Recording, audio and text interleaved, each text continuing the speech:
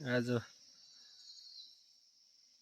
असोज 25-26 गते मौसम क्लियर छ। आज चाहिँ मौरी मुडे घमबाट विकासी घममा सार्न जाँदैछु म चाहिँ। यता चाहिँ फ्रेमहरू धागो घमसम्म रेडी छ। यो घममाको सार्ने प्लान छ के कति छ मौरी। यतातिर पनि छ मौरीहरू।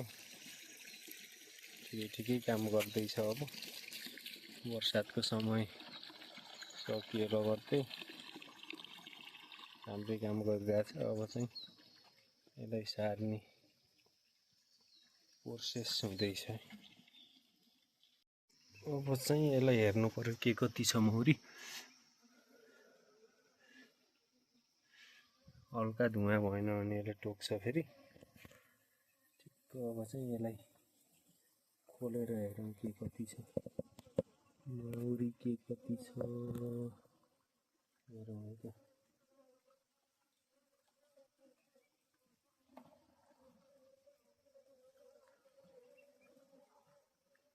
अलिकति माटो टाइट भएछ। यो चाहिँ सानो छ घम, त्यसले गर्दा मैले विकासीमा सार्न लागेको हो। मौरी ठिकै छ होला जस्तो छ।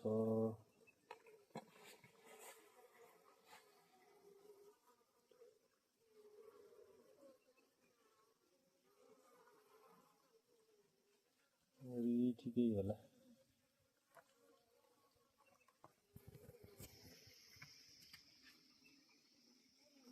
ठिकै छ मौरी। यसलाई चाहिँ टक्क यस्तो बनाएर सेन्टरमा फ्रेमको सेन्टरमा पर्ने गरेर बान्नुपर्छ। चेक्क यस्तो राम्रै छ ब्रुडिङ। फुल प्युपा लार्भा सबै छ। हेर्नु ठिक्क ड्यामेज नगरी यसलाई भित्र राख्नुपर्ने हुन्छ।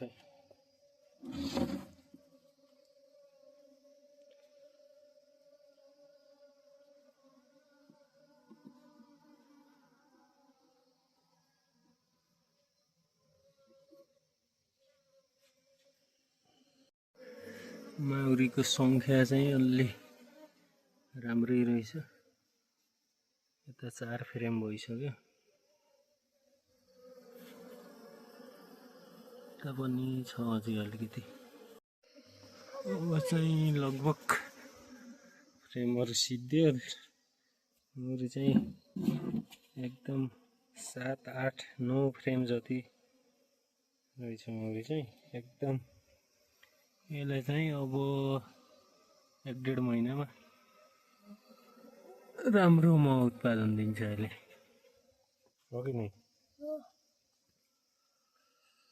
अब चाहिँ लगभग सिद्धिन थाल्यो। मौरी 1 नम्बर छ। अब चाहिँ ट्याक्क यसलाई मिलाएर राख्नु पर्यो। कुट्ठा बोकेको टोली नै उता जाँदैछ।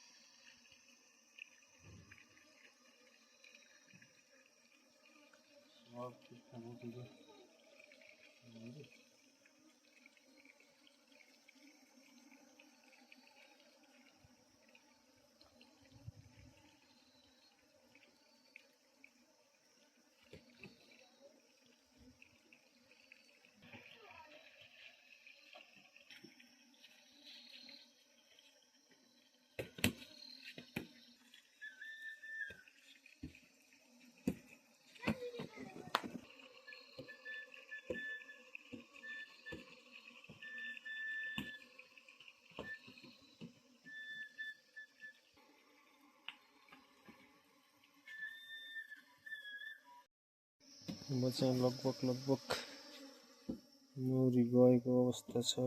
10 फ्रेम भयो। मौरी एकदम राम्रो छ यो।